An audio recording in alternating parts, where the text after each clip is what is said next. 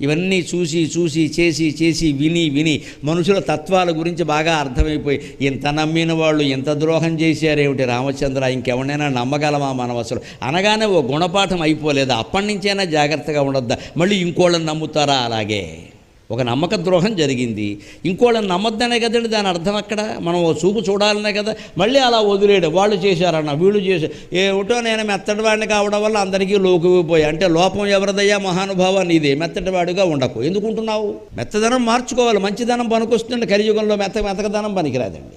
మంచితనం వేరు, మెతకదనం వేరు.